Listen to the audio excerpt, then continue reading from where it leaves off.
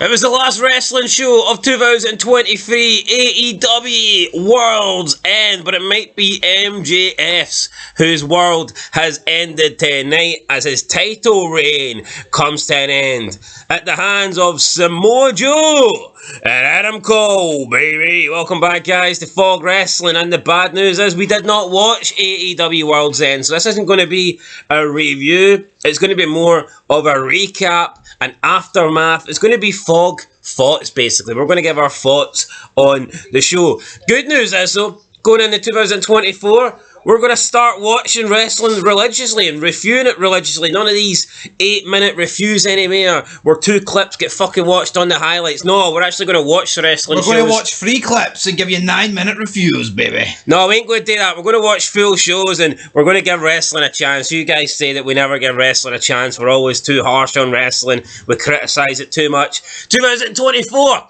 I'm going into wrestling with an open mind. I'm going in. But my eyes won't be open, they'll be closed. They'll be falling. Especially when Rhea Ripley comes out looking like a fucking man. Oh, aye, that's definitely it. Keep the eyes closed at that point. But I want to talk about AEW here, though. Yeah, Nia Jax kept her mouth closed. She maybe makes some fucking lose a bit of weight. Make some money, yeah. Save some money as well. But AEW has pay-per-view shows on a Saturday. Why when they've got Coalition on a Saturday? Well, but that's a disaster in itself. I think they tape Coalition or they move it to a Friday to do it with Rampage when they got the pay-per-view on Saturday. That's yeah, it's not ideal constantly moving your second biggest... Like, see if WWE might move SmackDown like once a year or something to a Thursday or some shit like that. Or Fox Sports 1. But see AEW, see the fact that like every 6 weeks they have to move Collision to a Friday. That's just not good. No, it's not good. I understand maybe you have to move a show a day, maybe once a year or something like that, but when you have to do it for every pay-per-view, it's not ideal. But I don't think this show is ideal. If anybody watched it, then let us know down below what you thought. If you didn't watch it, let us know down below what you think of the results, and we're going to go through them right now. So there was 3 prelim matches. Willow Nightingale defeated Chris Statlander. I believe Chris Statlander is the champion, but the belt wasn't on the line. That makes a lot of sense. 13.5-minute match. I mean, is that really fucking necessary between Willow Nightingale and Chris Statlander with a belt on the line? It goes the same as the Battle Royal. I don't understand that, but anyway, Nightingale beats Statlander in 13.5 minutes. Then we get the Battle Royal, 20-man Battle Royal for a future AEW TNT Championship match, and it was Killswitch defeating Trent Barretta. How did Trent Barretta get last? I don't know. But again, this lasted 13.5 minutes approximately. Killswitch wins. And then Hook defeated Wheeler Yuta by submission for the FTW Championship. I don't see the point of this championship. It's not even really recognised as a championship. The only reason of this championship is just so Hook can carry around some gold. I mean, fuck me, the title's not real. Yeah, I know Jack Perry won it, but he just lost it straight back to Hook. This is like a title that they're only comfortable having Taz's son win. Yeah. So what's the point? And the fact it's always in this Hook kid's, he's flopped on it. He flopped a couple of years ago. And Wheeler Yuta's got something missing in his brain, so... Chromosomes or something. Aye, he does. Anyway, let's move on to the main show. We had the first of 2 8-man tag matches. Unforgivable, in my opinion. Why would you have 2 8-man tag matches? These are supposed to be unique, and they stick 2 on the same fucking show. I can understand if it's Survivor Series, and you've got the whole gimmick of, oh, it's a Survivor Series match, and maybe you've got one for the men, and one for the women, or one for Raw, and one for SmackDown, or whatever. But AEW has just plucked 2 8-man tag matches and stuck them both in. And I've seen them do this on like I remember one Dynamite, there was 4 6-man tag matches. That's a joke. And but it makes no fucking sense because one of them had the 6-man tag belts on the line. It's like, if you got like trio tag belts, then why would you have another 3 6-man tag matches just to take the shine away for the big 6-man trios tag team championship? I don't get. It'd be like having the Royal Rumble, but then having 3 battle royals on before it, where the winner gets nothing. You're like, well, what the fuck? What's the point? Like, you're just watering down the main Royal Rumble. I don't get that. Anyway, Blackpool Combat Club defeated Brody King, Jay White, Jay Lethal, and Rush. So I mean, did they literally just pluck these names from fucking nowhere? It sounds like all these guys competed in the leagues. It looks like almost gold against blue league. I mean, it could be that, but what a load of shite if that's the case. Now, let's talk about Andrade's last match in AEW, because he's coming back home to WWE, and Miro defeated him. These two should both come back to WWE. All three of them should. 15-minute match. Miro defeats Andrade. If Andrade's going back to WWE, I've got to wonder, why did they give him 3 wins in the Blue League? Yet Jay Lethal, who was in the Gold League, lost every single match. If they had doubts that it just doesn't make a lot of sense to me why you would book a guy strong in the league when he's fucking leaving. This has never happened. See, if you know someone's leaving the company, you don't do this. It's fucking and bear in mind, I mean, he's not the Stinger.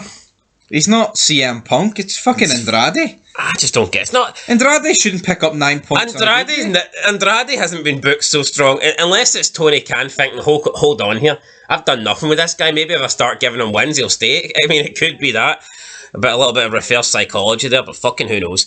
Timeless Tony Storm with Luther defeated Rio in an 11-minute and 40-second match. So far, we've had 6 matches. They've all went over 10 minutes. I don't know. It's what it is. The one match that didn't go over 10 minutes, though, was, of course, Swerve Strickland. He was with Prince Nana. He defeated Dustin Rhodes. He did a swerve stomp on cinder blocks, taking out Dustin Rhodes' leg. So, poor Dustin. He's hurt. Up next, we had Les Sex Gods, or Les Sex Pests, if you're listening to the news, basically, recently. Chris Jericho and Sammy Guevara. There'll be a Chris Jericho video coming later tonight, teaming up with Sting and Darby Allin. Wherever Sting goes, Darby Allin follows him like a bad smell. Hopefully he doesn't follow him in the Jericho's hotel room. Well, hey. They defeated Rick Starks, Big Bill, and the Don Callis family. Look how shit the Don Callis family is. It's just jobbers, man. I think Daniel Garcia's in it as well. Why didn't they just have the belts on the line? I thought it was going to be Jericho and Guevara versus Starks and Big Bill. But no, let's just throw another pointless 8-man tag match in there that lasts 16 minutes and does absolutely fucking nothing for the show.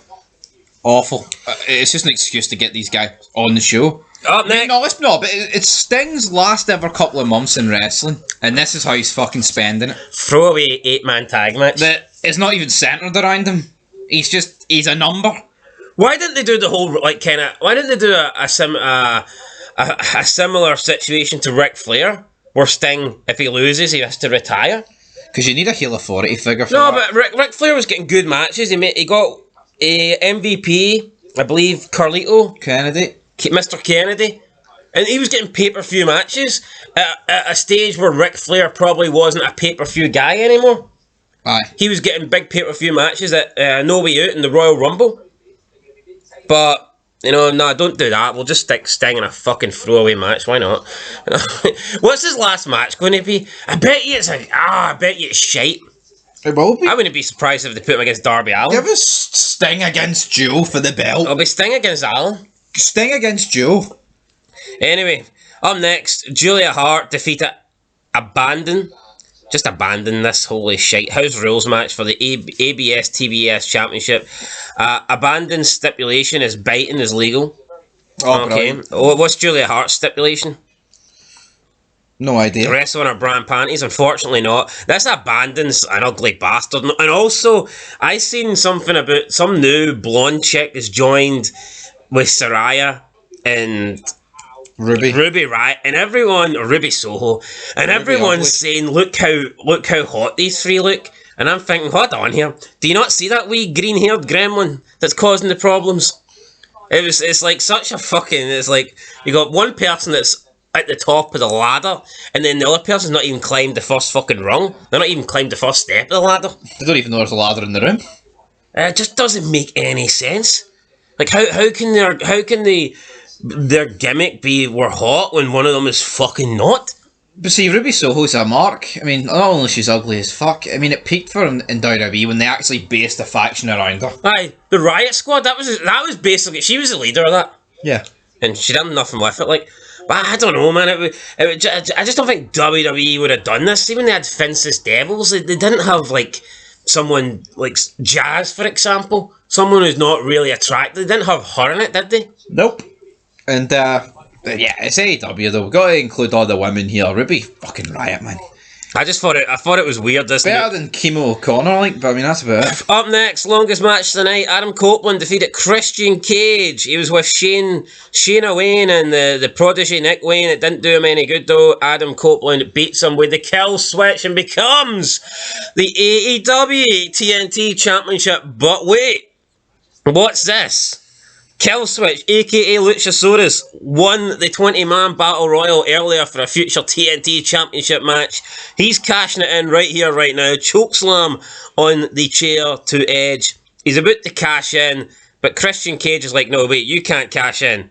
I have to cash in. So Cage takes Luchasaurus' Kill Switch's title shot that he earned on the pre-show, cashes it in, and pins Adam Copeland for the 1, 2, 3. So Christian Cage. I watched the highlights of this on TikTok this morning. This was actually alright. I think this is like good heel work. I think this is the best you can get. Yeah, I think Christian losing and then just revoking his contract's pretty good. It's a typical Christian Cage, a creepy little bastard manoeuvre right there, as Stone Cold Steve Austin would say. But no, I think this is good. I wouldn't have had Christian lose, but I guess technically he won it back, so it's like even more slimy.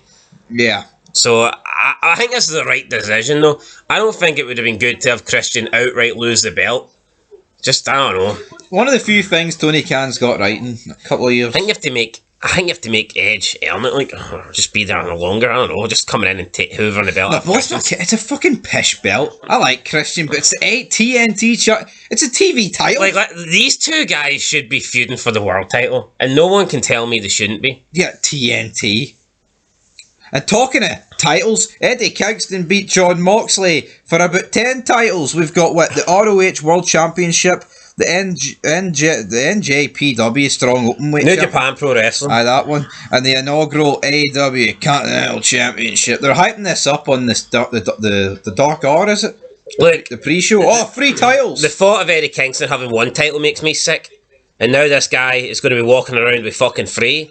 This is a 3 Diddy ones. Yeah, I know, but this guy fucking sucks, and he talks about he doesn't give. Won't be able to keep his fucking trousers up. He talks about not giving out advice to everybody, and he's careful who he picks to help and all that. Why would anyone want help to this bum? A guy that done nothing in wrestling, a guy that probably had negative bank balance before Tony Khan, the fucking biggest mark ever in wrestling, started handing out all these massive fucking contracts. See, without AEW, Eddie Kingston would be fucking nobody. He's talking about advice. Fucking lose some weight, you fat fucking bastard, crying because mean tweets and all that. He's a fucking lefty, man. You can just tell this guy is one of those guys. He's like one of those fake tough men. A guy that thinks he's really tough, but you say something like harsh to him and he fucking breaks down and starts crying. He's a fucking fruitcake, that's what he is. He's got like that New York kind. He just reminds me of that JD guy. He's a fucking dick. Someone that thinks he's the shit, but in reality he's nothing. I bet if a fan jumped the barricade, he'd shit his pants. There's a lot of them from New York like that. They've got this like sort of tough guy persona. I don't give a shit. I'll call you names, but hey, I won't get physical. I tell you what though, it doesn't have a fucking scratch on the 2 titles at Vengeance 2001, does it? No, it doesn't. I just don't understand why Moxley's fucking losing to this guy. This guy beat Brian Clean, now beat Mox within like a couple of days. What? 2 former AEW World Champions. I don't get it. Who've like had Mega Mania matches and shit. I just don't fucking get it. I do not get this whatsoever. Then we move into the main event. Adam Cole, baby. Samoa Joe defeats MJF by a technical submission. So I don't think, did Samoa Joe tap out? Did MJF tap out, or did the towel get thrown in for him? I didn't watch the end of the match, but I seen the reveal of him being the devil, so I'm not too sure, but I think he might have threw the towel in. A technical submission. So I'm glad Joe won. I don't know. I think the towel might have got thrown in by technical submission, or maybe MJF passed out. I'm not too sure, but Samoa Joe wins. He holds up the belt. Down, out, down, down. So Samoa Joe's the champ. This is the guy that about a month ago just gave up his Ring of Honor title. Longest reigning Ring of Honor champion. He just fucking threw it away. I don't want it. I want the world title. It was like his Big Mac and he found a bit of lettuce at the end of the wrapper and went, I don't want that.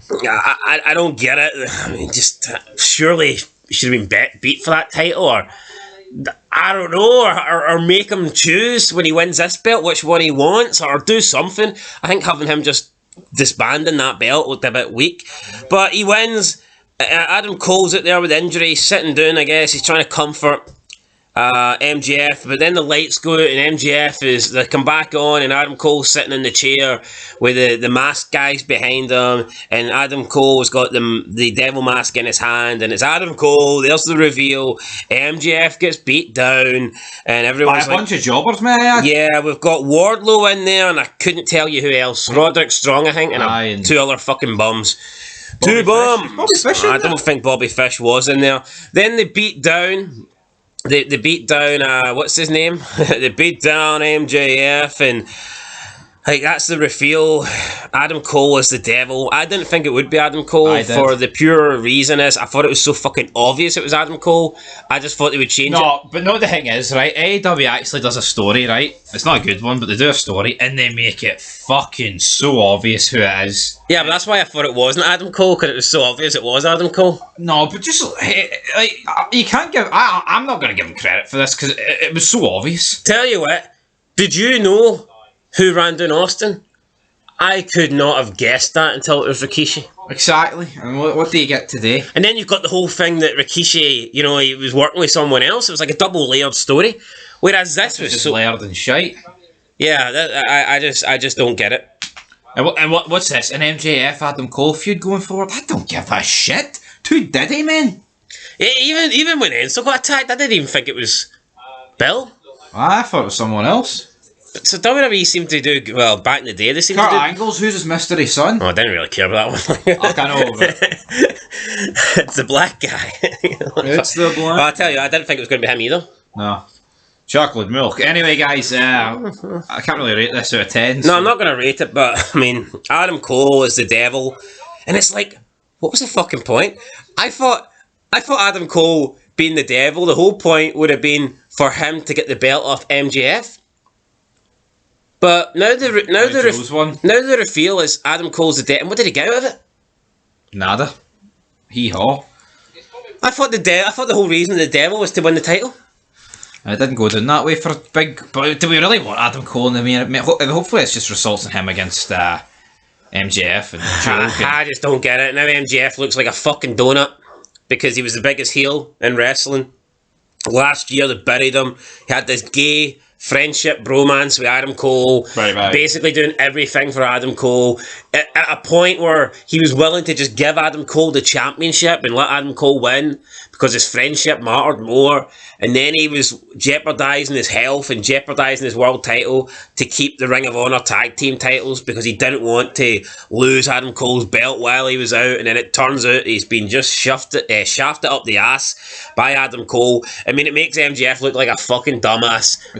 I think this entire run from MJF has been garbage ever since he won the belt. They've just dropped the ball with the guy. And you know what? No, and also, you're not even talking about the fact this guy was kicking off pre-shows with like the tag titles. I mean, come on. The world. When did Austin and Triple H and the two-man power trip kick off fucking pre-shows with the titles? Name me. No, they didn't. If they were doing double duty, you can guarantee both matches would have been on the main show. Yeah. Like, what are we doing here? I don't know what they're doing, guys. But anyway, what are we doing? We're not rating it, so we'll catch you in the next one. 2024, going to be a big year for Fog Wrestling. Follow us on our other channels, Fog Entertainment, Fog Football, Fog Gaming, and Fog Racing. And yeah, we will be back tomorrow night, day 1, WWE Raw. CM Punk's going to be there, but who else? Triple H promises us a world champion, so that should be interesting. I think we're going to get William Regal. My prediction is William Regal will be there. I think Sasha Banks might be there too, and who knows, maybe we'll even see Ken Shamrock as well. It could be a good Monday Night Raw. Was this a good AEW show? Let us know down below, and we'll catch you later. Till next time. Chris Jericho video coming soon. Stay tuned for that. Till then though, peace.